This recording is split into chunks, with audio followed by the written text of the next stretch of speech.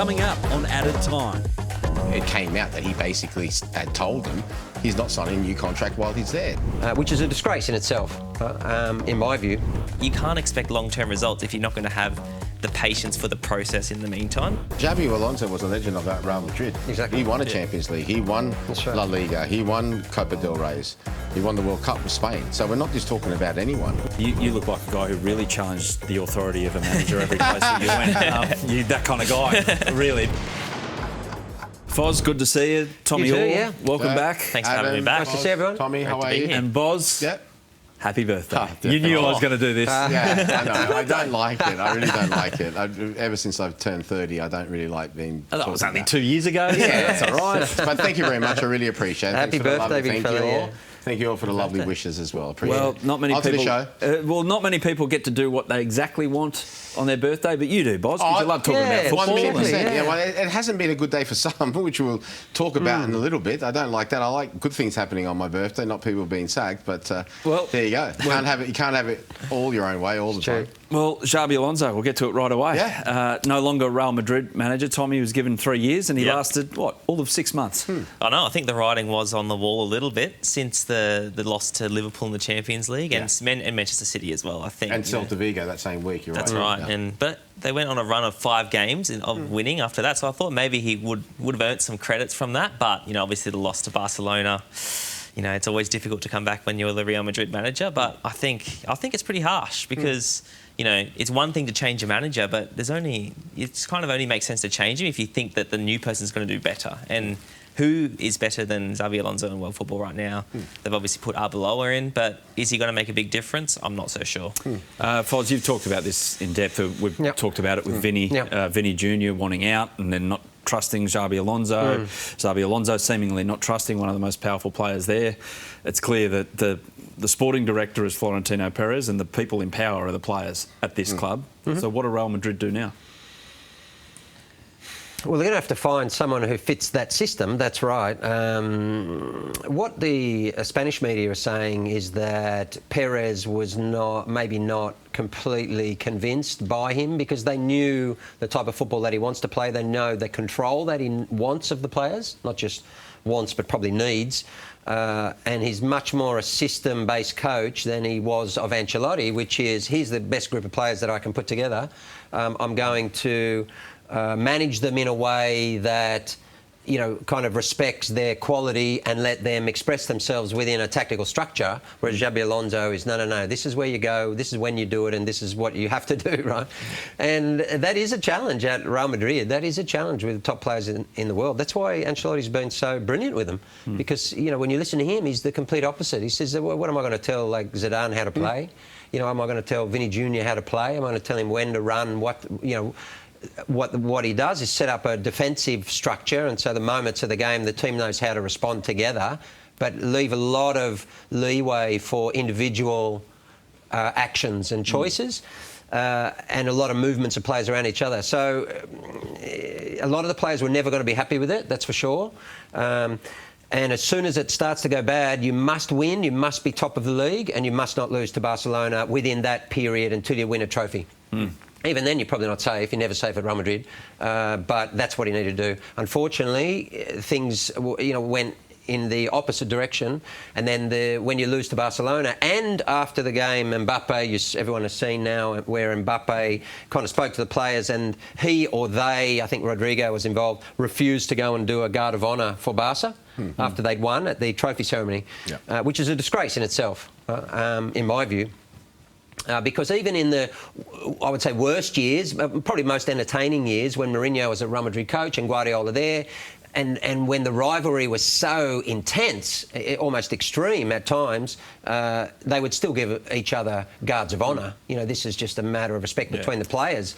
It's got nothing to do really with the coach. It's about between the clubs and the professionals. And Mbappe decided no. So in the end, he kind of told Xabi Alonso, you come back, and he came back to the group, and all the fans then going, no. Boz, it's interesting, these three big managerial changes last 3 weeks. So Ruben Amorim, Enzo Maresca and also Xabi Alonso. You look at all three in isolation, you go, who walked away with their reputation torched? And Xabi Alonso is just the latest one. It's like, this guy's going to have no trouble, surely, in getting another job at a decent club, if not a big club. Yeah. Well, definitely from Real Madrid. There's no doubt about that. I think Ruben Amorim, perhaps not at the same quite level, but he'll be back. Enzo Maresca will definitely. But I think it's important to know as well the different strokes for different clubs. You know, I normally say different strokes for different folks, different strokes for different clubs. We spoke about it, didn't we, 3 weeks ago, about the structure they have at Real Madrid. It's basically the chairman, his CEO, whatever, and the manager. And it's 90% pretty much player-led. And we spoke about it. I said to you, I think before the New Year's, remember I said I'd tip for you, Xabi Alonso to leave Real Madrid, go to Liverpool, and by the end of the season, well, part one's already occurred, so not really a shock. Tommy's right. That week was really... And it's the first defeat they had. They started off like a house on fire, remember? Yeah. But the first massive defeat they had against Atletico Madrid, and I think eyebrows are starting to be raised. They got tapped as well. Yeah.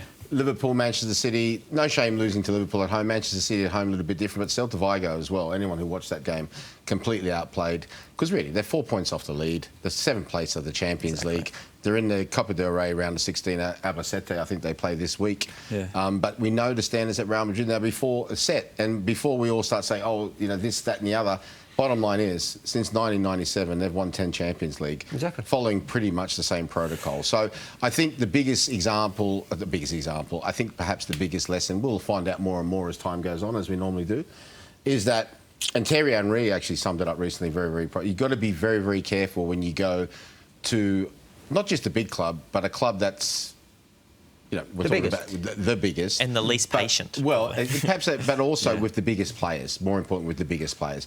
I don't think you can, and we've been shown that time and time again, you can go in there and behave in the same way that you would with a team that perhaps is a little bit younger, not as successful, maybe a couple experienced players that you get on your side. And you've experienced that. You've had that before, even with Ange at Brisbane, right? A lot of the old guard Ange moved on. Exactly. Right? He came in, there was a lot of young players, impressionable players like yourself, a couple experienced ones who are on his side. But if you go there for a whole lot of big players and start saying things like, you have to be in on the dot at 9:05, and then somebody comes in at 9:06 and you start throwing your weight around, you're going to run into problems. And I think that's what's occurred. We've seen it quite vividly. The biggest example with Vinicius Jr. I mean, he basically, well, it came out that he basically had told them he's not signing a new contract while he's there. So that's probably the biggest lesson we're going to take out of that. And I think the difficulty is, though, that you look when Xabi Alonso became the manager, it looked like it was a little bit of a long-term project. And long-term at Real Madrid, you know, you have to take that with a grain of salt because there's no patience at that club. But at the same time, they were saying, we've seen what he can do, we're going to give him time to implement.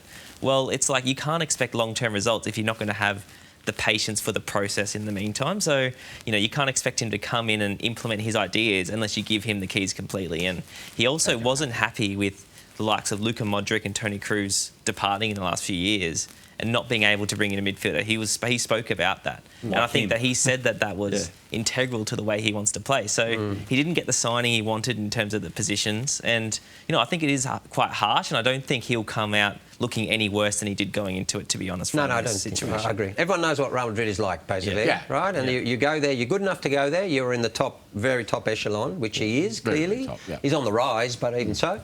So it can always go bad there, that's the reality. Player power is fascinating because Guillaume Balaguer was quoted in the last 24 hours, BBC. Excellent reporter, knows the Spanish game backwards.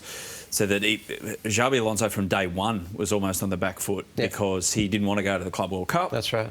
And then Real Madrid said, no, you're going to the Club World Cup. Right. And then he went there. And then so that then kind of just plants something in these players that goes, well, authority. I mean, it's not like they were coming in 10 minutes late or whatever. We don't know those stories. But big players with a decisive thought about personalities and how they feel that they should be treated. I mean, no other place like that than Real Madrid. it's a fascinating thing for the outsider. You guys have been in dressing rooms. Do they pick at things, players, sometimes? Always. With, always. Well, in my experience, yes, always. And it's just basically the only thing that... How long we got? The only thing that stops it from coming perhaps open revolt is the authority that the manager has. And when I say authority... And the results. That of course. But in terms of authority, like, you know, in terms of if you're afraid that... If you're afraid that somebody's in the dressing room going back saying what you're saying, or this, or it's going to get out, or this, that, and the other, and that you could basically be transferred, then that's the only thing that will stop them. Other than that, I mean, I don't know about you guys, but I've been at clubs before where the chairman, most notably, the late Sir Deadly Doug Ellis, he would come direct to the players. And he would say, tell me what's going on. Yeah. And he would make it very, very clear. I'm the owner. I know you love the manager, but you've got to tell me exactly what's going on. Coming back then to Fozzie, that's what I was going to go into part 2, but that doesn't happen unless results or performances. Because that performance against Barcelona, if you watch that Super Cup, Barcelona were clearly the better side. Yeah. And they obviously thought to themselves, this is not going anywhere. Yeah, it's going the wrong way. And then you've got someone like Vinicius Jr. stopping, you know, basically saying, I'm not signing a new contract while this is going on. Starts to swing around a little bit. Comes down to, like I said to you, you've got to recognise when you go to a place who are the powerful ones in the dressing room, how you're going to do things. And Fozzie hit the nail on the head with the one thing as well. And this happened pretty much at nearly every club that I was at, to be fair, for different reasons, but for the main part of how are you supposed to tell a Ryan Giggs, a Vinicius Jr., Mbappe, what to do in the final third? How? Now, remember, Xabi Alonso was a legend of Real Madrid. Exactly. He won a Champions League. He won La Liga. He won Copa del Reyes. He won the World Cup with Spain. So we're not just talking about anyone. That shows how difficult it is. But still, when you're coming up against, for him, he was a brilliant midfielder, but he was no striker. So the players, like I said to you, I know a lot of players, like in terms of their mindset, everyone's different. Yeah. But it'd be kind of like, okay, I'm a goalkeeper. If I started telling Tommy, now I'm a manager, Tommy, you know, when you get the ball on that left wing, I want you to go here, and then when somebody comes here, I'm telling you, because Tommy's a nice lad, I don't think he would say to my face, but deep down, wouldn't you be saying, like, what's he telling me for? How many games did he play in the left wing? Well, it's interesting, Tommy. I mean, you look like a guy who really challenged the authority of a manager every place that you went. You're that kind of guy, really. But you would have seen it. I mean, and Fozzie started chuckling when I mentioned the question about like just how players can just wage psychological warfare the other way to the manager. 100%. And I think the managers that are the most successful and can manage these big clubs, they actually have this aura or this presence that kind of strikes fear in the team. So, like, you know, Ancelotti has it, Mourinho has it. Players are scared to cross them. I'm not sure Xabi Alonso has that. He's a gentleman. You know, I think that's also why people like him. So I think that, you know, that probably wasn't... That's one thing that maybe went against him in managing those massive egos, is that he's not the kind of personality that's going to strike fear. Whereas Mourinho, you know, you feel like if you cross him, he can humiliate you because he's almost got a bigger personality than you. He'll take the light. And also, do you reckon that the thing is, you know, like the experienced managers like Mourinho, for example, can go into a club and understand what the politics are, understand where the triggers are and where the barriers are and where the kind of the pitfalls which are going to cost him his job. Yeah. And they can manage the group in a way that can keep the president and the board and other people happy, but within the group, everyone is clear that he's the boss. Yeah. The trouble with a young coach, often, I'm not saying this was the case with Xabi Alonso, but it's possible, is they can get into a fight very quickly, right? So Ancelotti, so in other words, you're saying, well, what Guillaume's saying rightly is when he came in, he didn't want to go to the Club World Cup. And so Florentino Perez put his foot down, said, I'm the boss, you're going to go, OK? But that would have also happened to Ancelotti because that's Real Madrid and that's the way it is. But the way that Ancelotti would have managed it with the group, I'd imagine, would have been very, very different. Yeah. It's like, OK, look, everyone knows what this guy's like. That's cool, guys, we've got to go, blah, blah, blah. But he would manage it in a way that he doesn't lose any credibility because he can't. He's in a position of strength. He's won things. So that's the difficulty, you know, for someone who's still a little bit young, I think. More politically naive, maybe. Exactly. And once it starts to go that way, and then the players see that the coach and the president and everyone's having a fight, they pick sides. And then, you know, and you were saying rightly in the final that Real Madrid weren't at the best. This is part of the problem. Is because players, when they believe in the manager and everyone is united, they will go 100%. Yeah. And there is extra motivation for them, right? Everyone is together and driving each other. But if you have 4 or 5 players and they feel like Vinny Jr. aren't committed, They're not driving everyone else around them. The performance has to be less. Yeah. Let alone 1 or 2, especially of the top players. Exactly. And the Vinny Junior one's a great example of what he was just saying. Yeah. Because really, and you would think to yourself, you know, even if you didn't like him and you wanted him out, whatever, but you should sense he's so important to the club and valuable. You know what? I don't need to die on this hill. That's right. And pretty much since that started coming out about the contract thing, because like I said, they started off like a house on fire. Yeah. But things have just gone south for them. Remember, like I said to you, just as that, 4 points off the lead. That's all. Right, 6 points off the lead in the Champions League in 7th place, into the round of 16 at the Copa del Rey. Exactly. So it's not horrible. No. FA Cup, guys. Amazing. But who's going to take over anyway? Well, that's the big shout. Look, Luis Enrique. Who are they going to get? Luis Enrique has come out and Enrique. said. Well, he's come out and said that there's been recent reports emanating out of Paris that have said that he is going to leave the club. He's come out yesterday and said that this is fake news, which means it might be that they're trying to. Well, what he did say was this. No, what he did say was this, quite possibly, because what he did say was this. There's fake news designed to unsettle the team. Any private talks that I have with anyone else is exactly what it is, private. He's also been linked, Luis Enrique of Manchester United, but that's a different story. Now, Luis Enrique, remember... Who's the ex-player of Madrid, no? Well, yes. I mean, he's a Catalan. He played for Barcelona, and he played for Real Madrid as well. But his contract doesn't expire for 13 months. So I think definitely he will be on the radar. There'll be others post-World Cup, because there's going to be some big managers at the end of the World Cup who will be available. I think Tuchel will come into play.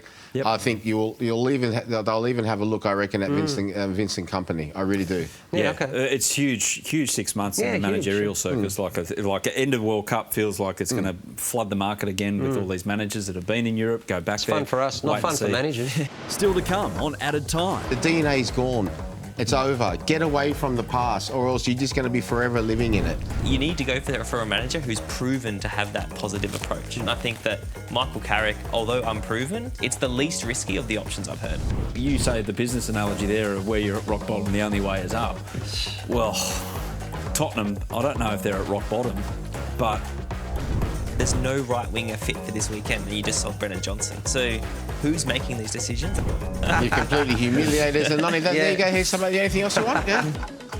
There is a big job in England, of course, because Manchester United are still sorting themselves out about what they want. They've got Darren Fletcher there. Obviously, he lost in an FA Cup tie on the weekend to Brighton. Great weekend of FA Cup action. All the goals available on the Stan Sport platform. Check them out. Great moments as well. We'll get to Macclesfield in a moment. But Manchester United, so...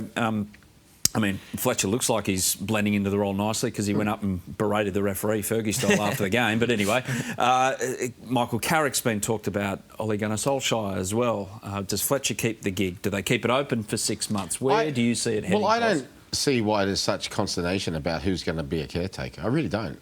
But it's 6 months, that's why. 6 months really is. It's what, February, March, April, May, 4 months really. The only thing I can say when I was looking at it on a round view, say let's look at it as to why the season is very much alive in terms of where they are in the league. Yes. All right, so they could still, if they really got themselves going, they could really push. What we think will be 5 Champions League places once again with the coefficients. Yep. But definitely to be into Europe. We would have said before Saturday it's still a domestic trophy, but that's all by the by. But the bigger one, and this is where I'm thinking, are they putting this out, this sort of debate about who's going to be the caretaker manager? The bigger one is who's going to be the permanent manager. The caretaker's the caretaker. He's going to be, you said 4 months, whatever it is.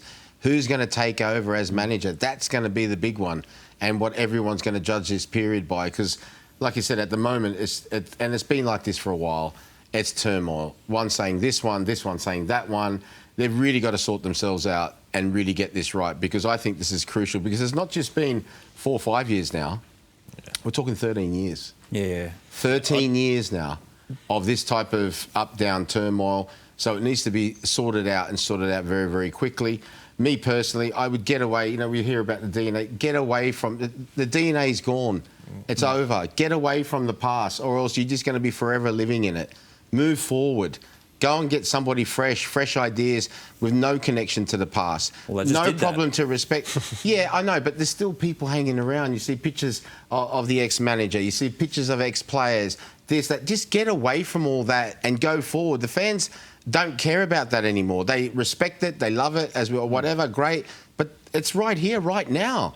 You know, and they've got Manchester City coming up now this weekend. You know, this is a huge game. You know, Darren Fletcher's had 2 games. Darren Fletcher's excellent player, very good man. Spoke to him when he was here with Manchester United. But the bottom line is, like I said, from the caretaker's point of view, I wouldn't say it doesn't matter completely because of the season's still alive, but it's nowhere in comparison as big as who's going to take over. What about Carrick? Are they talking about Carrick? As caretaker, but Foss. Just as caretaker. And Ole Gunnar Solskjaer. Any of them would do the best job that they possibly can in the circumstances. But the biggest one, for me, it's all a deflection. Who's going to be the long-term... Well, what is that long-term? I shouldn't even say that. Who's going to be the permanent manager and how is he going to be? Or is he going to be just a coach? Time to put the stuff on the table. Well, they did last time they called Amorim a coach. He thought he was a manager. That was the confusion. And in the end, it came out in the wash that everyone was accusing everyone else of something that they don't feel was in their remit. Where should they go, Well, Tommy? I think if you're looking at interim managers, obviously, I think that Michael Carrick would be a good appointment to just to the end of the season to see how he goes, because obviously at Middlesbrough before, with a few Aussies there, I was following Middlesbrough with the likes of, you know, Riley McGree and Sammy Silvera there. But I think the way he went about it was very positive. He used the width a lot. He was very attacking in his philosophy, and I think that that's the kind of manager that might galvanise the crowd a bit more and, you know, get a bit more positivity around the club, because at the moment, you know, I think the very negative approach that Amorim had and the kind of pragmatic approach to games, it didn't sit well. It's not in United's DNA, and obviously you said you can't live in the past, which is true, but I still think, you know, they need someone to come in and kind of do what Jurgen Klopp did at Liverpool when he went in. He really galvanised the whole club. He understood... That took time, Tommy. It did, but I think that, you know, if you need to go for a manager who's proven to have that positive approach. And I think that Michael Carrick, although unproven, I think it's a risk. It's the least risky of the options I've heard, I think. Yeah. Do you reckon Xabi Alonso would go there? For caretaker, I can't see Do you reckon that. Alonso would go there? I don't know if he would go there, but I think he should be considered. As another name we brought up before that we didn't bring up last time, Luis Enrique. If there's any chance of getting him, no, they wouldn't. But if there is any chance, everyone would have to give up control. Yeah, he'd want half the shares or something. Well, no chance in the world. You know what? In terms of the fans' perspective, I'd be turning around as long as he gets us success like he has done. He'd be amazing. No problem. I mean, he'd be unbelievable. Fantastic. But would he go? Problem. Why would he go there? You know, when he's got, because at the moment they're a mess. You know. Yeah, I agree. So but there's two ways of looking at that too. Somebody explained to me the other day. Very, very good point. Because I said exactly what you said, and they actually said, look, as a businessman, he said, when I take over a business, he goes, I don't mind. I'm confident in my ability no matter where the business is at. But from my experience, taking over a business that's rock bottom, there's only one way to go. So I said, OK, fair enough. Well, I don't know. They've done a fair job of staying there. I reckon Luis Enrique is playing it beautifully because he knows that the owners of PSG have got rather deep pockets. He's one of the best. Tottenham, though, that's another point of contention. Now, Thomas Frank still got us up. So they've got a protest organised, the Spurs fans. They're playing West Ham this week, I do believe. There might be a joint protest. Joint protest. Yeah, just the whole crowd is actually outside the ground. Like burning effigies and things like that. But in all seriousness, they're out of the FA Cup. South America is a protest. When the fans protest, they protest properly. You don't get back in the training ground. Thomas Frank, I can't. We think, you say the business analogy there of where you're at rock bottom, the only way is up. Well, Tottenham, I don't know if they're at rock bottom, but... It feels like it's only a matter of time. They'll be in administration soon if they're a business. Well, I think it feels like there's no way back for him in my eyes. Like in the foreseeable future, it feels like he's buying. You know, with the second half performance, obviously in the FA Cup, they showed a bit of character. To get a goal back still wasn't enough, but I think that saved his job for the meantime. He's got next 2 games are West Ham and Burnley, and then the 4 games after that, City, Arsenal, Aston Villa, Dortmund in the Champions League thrown in there at home as well. So this next month, normally we say, Tommy, at home, great event. It's not. At the moment, with Spurs at home, it's a shocker. So you feel like in the next month, it's going to come to a head, probably. So looking at the stated reasons for this protest is the board's unclear transfer strategy, uncertainty over the director of football position, recurring injury crisis, poor recent results and performances, and soaring ticket prices. How can you protest over an injury crisis? Everything is going, well, why not? Because someone in the club is not doing their job protesting, like the properly. hamstrings? What I can't understand is, though, they sold Brennan Johnson, and then he was the only available right. Now with Charlison's out, that Kudus is injured, Kulusevski's injured. There's no right winger fit for this weekend, and you just sold Brennan Johnson. So who's making these decisions? That's not a logical decision. Yeah. It looks like they're getting Connor. Oh, they got Conor Gallagher. Yeah. They got him into in. midfield. I mean, Betancourt, and obviously these guys are injured, but it sounds like they're a complete rabble behind the scenes. But if they weren't a rabble, if you're Tottenham and you've got a bit of money, they're not paupers. Let's be honest. They spend a huge amount of money. You go and throw the book at Xabi Alonso, don't you? Well, so you can have control, mate. You bring in your sporting director. Can he have control? This is the question. Can he have control? He's not going there? No, he wants a top. Xabi Alonso, as we talked about, out of the three, for me, he's least affected because going to Real Madrid and getting sacked is not a abnormality. But the next job is still important for him. Yeah. And I think the best thing he could do is take his time, because you see sometimes managers, they rush into a job like Ange at Forest, and it rarely ends well. Ange doesn't rush into that job at Forest. He's well in the mix for Man United. He would have had another job by now. Man United would be, I reckon, well in the mix. Come up all the time. So many. But I think, like I said, the crucial thing for Spurs is what those fans are talking about. Transparency. Tommy, for me, thinking about it, all the managerial changes and all the departures this season so far, the weirdest one in world football for me this season is Daniel Levy leaving Spurs. That to me was like, well, he's actually an owner of the club. He has a percentage ownership. Not the majority owner, but not the majority, but he had like literally skin in the game. Sure. And all of a sudden he was like in the dead of night, out you go. And particularly in the context of he seemed to be at the centre of Ange departing, and then shortly after he departs. So it's like it didn't really make sense, that timing. How did he have the authority to make the Ange call if he's just then going to leave? So the whole thing, as you both outlined, is a complete shambles. But we talk of the game's ills and, people being stabbed in the back and everything. One absolutely heartwarming moment that went around the world 20 times on the weekend was Macclesfield getting it done against Crystal Palace. So the pitch invasion, Wayne Rooney's brother in charge. You got I've seen some vision of a school teacher who played centre back on the weekend. He goes back to his school and gets the heroes. It's one of the prime reasons of why the FA Cup's the oldest sporting cup competition in the whole world. For stories like that. And first time, Adam, in 117 years that the holders have been knocked out along the lines by a non-league side. It's the first time a six-tier team have done it to the holders. Yes, 117 spots between them, basically down through the leagues. And Wayne Rooney's brother. You close your eyes and you go, is that Wayne Rooney talking? Or is that his brother? And then you open your eyes and say there's a difference between the two. But no, you were saying that he trained twice a week. Yeah, that was what I read. So, and I saw, and after the game, they were all behind the bar pouring beers for themselves. So it's great to see that it's still possible. Exactly. It is. Yeah, because Palace's season has been mostly pretty amazing until last month. That's right. Glasner's timed his run well with Palace with all these jobs popping up. Well, that's another thing. That's what I started thinking as well. 9 games without a win, is it? Yeah, but not only with that, and we heard stories he wasn't going to extend his contract. He wasn't happy with some of the lack of signing and because of some of the departures. We know about the Mark Gay situation when he was given permission in the summer to do a medical at Liverpool, and then all of a sudden he was called back. That we heard that Glasner had threatened to resign if they sold him as well. Is this, has his head been turned? I think it has, by somebody else, and they're starting to reflect. Regardless of anyone says, it is very difficult for any manager, and I would say player as well, if they have got an inkling that they're going to go, coming back to running through brick walls and all that, it's even subconsciously it can have an effect. Is this the beginning of the end for Glasner? And I think if you look back 9 games, Crystal Palace were in 4th and 5th position going back and forward. And if they were to maintain that, I think he would be more at the forefront of the Manchester United discussion right now. I think he will get the job. That's right. I agree. Just shows timing in management. This is the frustration with football that I have is so much is decided on emotion, rather than actual evidence. If the guy's good, it shouldn't matter. But what happens is club owners and decision makers are so concerned about the fans.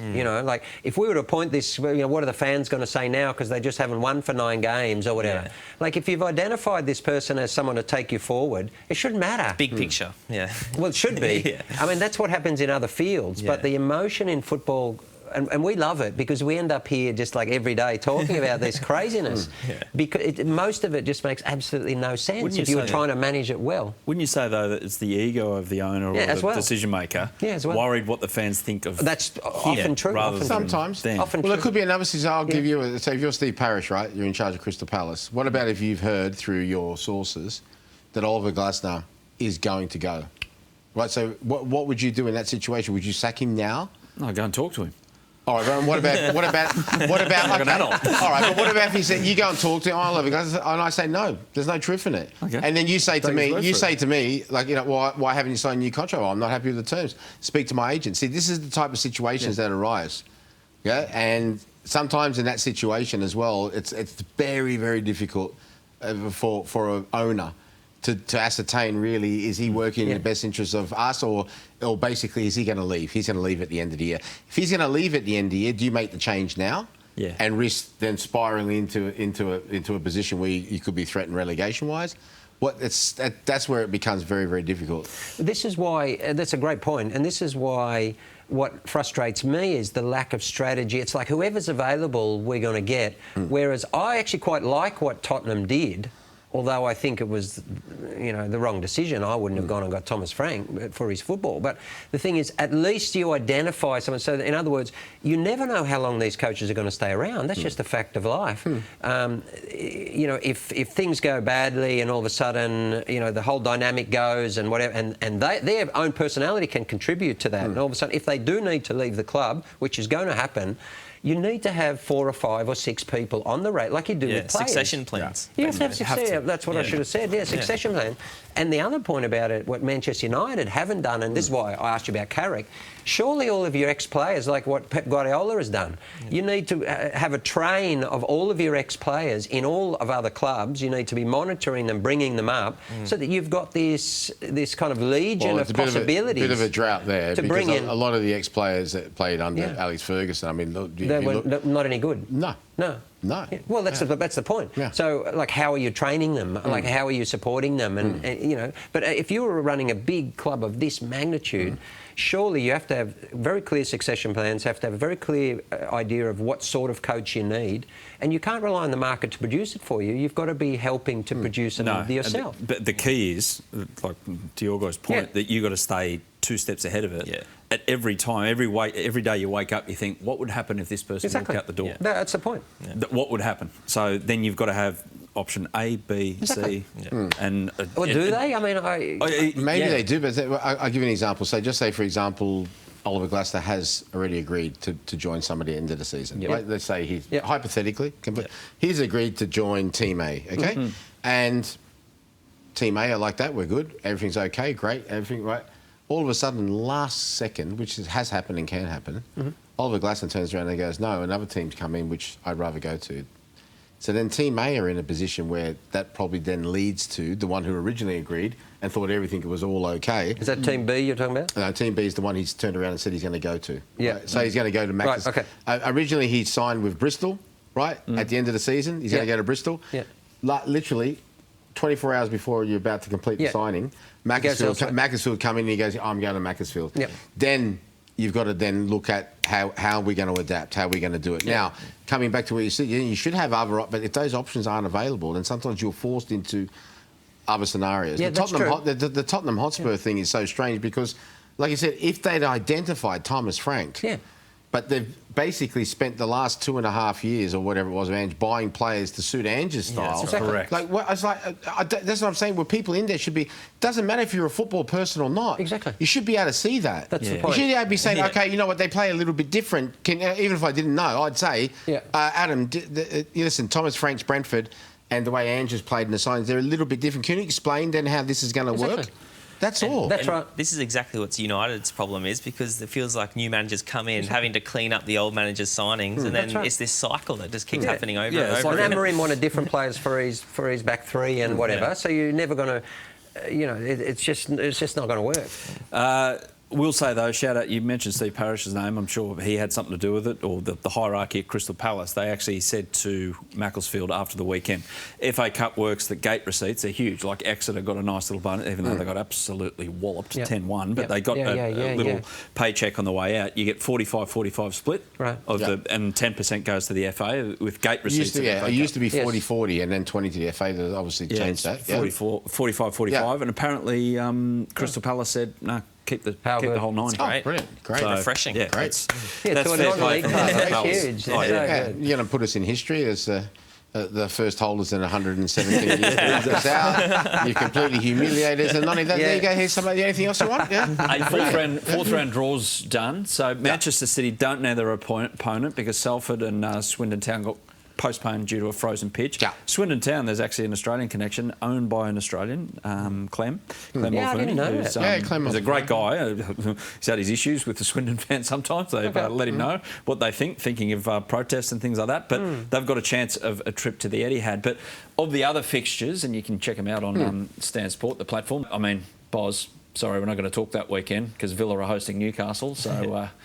we'll see what happens there. Anything else jump out at you there, gentlemen, from a fixturing point of view? For me, my old club, Ipswich, going to Wrexham. Obviously, that's Wrexham, the Hollywood game against Ryan Reynolds. That was a great story too, the Wrexham beating Nottingham Forest. We kind of skipped over that. That was a brilliant story. Yeah. So, no, I'm looking forward to that one. And, hopefully, I think the'll be a lot of media coverage around that one as well. You had Mick McCarthy at Ipswich, didn't you? I did, yeah. Can you do an impersonation? I cannot. I can try. But was he like it in those famous clips that we've seen now? He's honestly such a character and one of the greatest guys you'll meet in football, to be honest. Really? I don't have a bad word to say about him. So that's nice. Didn't work out for me football-wise, but off the field, legend of a guy. Oh, that's great. He's a walking meme, that bloke. He's so funny. He is. He's so funny. Just don't say that to Roy Keane. Where are you looking for? That game you just mentioned, Villa-Newcastle. Yep. Villa having a tremendous season and Newcastle, I mean, also you have to say they're in all four competitions still. Yeah. Right, you got the big semi-final coming up. That's going to catch up with Newcastle. Well, you say that, but hopefully they're better prepared because 2 seasons ago when they're in the Champions League, it didn't quite work out injury-wise and so forth. So hopefully they've turned a corner there. I did notice one thing, and this is a bit of psyops starting before the thing. Eddie Howe's been mentioned in terms of other jobs and all that. So maybe Eddie Howe might not be there. Because I'm just messing around with you. I'm just trying to get Newcastle fans. Maybe Eddie Howe would have left by then for Man United. You don't know. Maybe Eddie Howe would have left for Man United. You don't know. These things can happen in football. Why would he take a step back? What? Why would he take a step back? He may have thought that he's taken Newcastle as far as they can go. Yeah, we'll see. Yeah, they won their first trophy in what was it? What? 700 years. I was going to say, 7 million years. So he probably thinks he's done what he can do. Foz, anything that jumps out there for you? Yeah, there's some good ones there. Liverpool-Brighton's good. Yeah, Liverpool-Brighton I think will be good. It was a good game. Brighton going well, playing good football. But I just think it's interesting with Slot there, see how he goes. Every game with Liverpool's very, very interesting at the moment to see whether they can continue their run. Onside, offside, we've got one question this week. So onside, yes, offside, no. I don't know if you've seen it on social media, guys. It's a leak, so we think it's correct. I don't know if it's been confirmed yet by Nike, who do all the kits for the Australian national team. But this is the away kit for the World Cup. For the Rabbitohs. Well, it looks like Portugal, doesn't it? A little bit. Like Cristiano Ronaldo. That's a good shout. Winning the Euros. Someone on social media pointed out to me it looks like a can of John West salmon. Wow. The can, how it's coloured. But I actually don't mind it. Any idea about the top kind of reddish, pinkish, like hue? I got no Is that clue. like the sunset or something? Look, usually I always ask the question, and no one's ever given me a proper answer, that the colour of our flag is red, white and blue, but the colour of our national team is normally green and gold. Is there a reason why of that? Or I don't understand. Around Federation time, I think it was something to do with wattle. Yeah, that's what somebody said, flowers or something like that, yeah? I think that salmon is an ode to the departing Barmy Army and their skin colour as they depart Australian shores after spending too long singing about their cricket team. But are you a traditionalist, like the 74... the home kit has to be the home kit. Yeah, and I agree. Is this the away kit? That's the away kit. Oh, that's the away kit. Right, okay. So what is the home? We don't know. It's traditional gold. It's like the 06 World Cup one. Green shorts. The one you wore in 2014. Green shorts. Exactly. Well, green shorts, white socks. There'll be no the only thing is it's yellow socks, not white socks. Yellow socks. So the two games we're going to play Paraguay and USA confirmed as the third one, but we have to wait for the playoffs, right? You will play one game in your away kit. Could be Turkey. You have to play. You have to play one. One in your they away do? kit. Well, Nike kind of want you to, or the Adidas, or whoever the kit manufacturer is, if you know what I mean, Poz. No, I'm just saying. I'm just thinking about clashes. So I think we'll wear our normal strip against the United States of America, and I think we'll wear our normal strip against Paraguay. Paraguay, I think blue and red, and yeah. The one you had in 2014 is the 2015 Asian Cup. Yeah, that's the one. I agree, and it's a look to the 1974. Like our best moments have happened in that kit. And I also think for the away kit, I love the navy. I just think that it's always been so I don't anything that wasn't the navy, I wasn't going to like. Did the players have any say? Yeah, I never did. No, but did anyone ask you about what you reckon? No, I don't know. I mean, I don't think so. But Tommy, did anyone have a say? Did you have a say in wearing 110? 121. 121. I did. Wore 121 as his number. It's the high. Look at the confusion on Boss's face. So it was an Asian Cup qualifier, and I think when they registered all the players, they had to register, like for the whole 2-year qualifying campaign. And I was 17 when that happened, so they obviously thought he's not going to get picked. Okay, and then obviously a year later, I was in the mix, and that was my number. So was the only one available? Or well, no, it was assigned 18 months before. They obviously just assigned every registered Australian player a number. Yeah, I just wasn't in the picture. So 121. I know. Still got it on the. I do. Just fits. What about the shirt that it was quite slightly before me, but the one that looked like they'd just thrown paint? Yes. Yeah. The Spew shirt. I didn't mind what shirt or what number, I like the I remember. Remember that Brisbane Raw game when their numbers started falling off? Yeah. I like that idea. So everyone's number slowly falls off, understandably, and then half-time you can renumber them. You can maybe confuse the opposition. Yeah? You wouldn't know, but we played a game down in Canberra. I think we played Tahiti, and after the game, a couple of the guys, Ernie Tapai and that, got the shirt. Yeah. We only had one. They gave us one shirt and put it in the bag to take home to get your shirt. Right? This was in 96, 97. Yeah. And all of a sudden, all the gear steward come around trying to pull them out of the bags again, saying you can't take the shirt. And the guy's saying why? They said, well, we need those shirts for the Olyroos. The Olyroos are playing in 2 weeks' time. So we didn't have shirts. Yeah. So all the old guys, they don't have all the strips. Yeah, right. It's not Nike days where it's like everyone gets 2, you get the game on it, you get to keep one, you get to swap one. Yeah, wow. They had one set of strip for all of the national teams. Progress. There you go. Just before we go, just want to remind everyone not to get overconfident in 2026. Like we all start confident the year. We've got big dreams for the year ahead, the calendar and everything. Dominic Szoboszlai decided to, take the hands off the handlebars going down the hill on the bike, so to speak. That's a good analogy. He was playing well as well, wasn't he, Foz, until that time? He was playing unbelievable. He's played well all season. He's been the best player, I reckon. Easily. He had having an unbelievable game. I was watching thinking, oh my God. And even the commentators were saying, this guy's just on fire, or he's playing just so comfortable, beautiful, he's creating, he scored a bomb from 30 metres. And then he tried to do a kind of back heel type thing in front of the keeper. It's hilarious. Tommy, thanks for your company. Thanks for having me. All right, okay. Thank you. Happy birthday, big guy. Thank you very much. All right. All the best for the FA Cup. Thanks very much. We'll need it. This has been another Stan Sport production.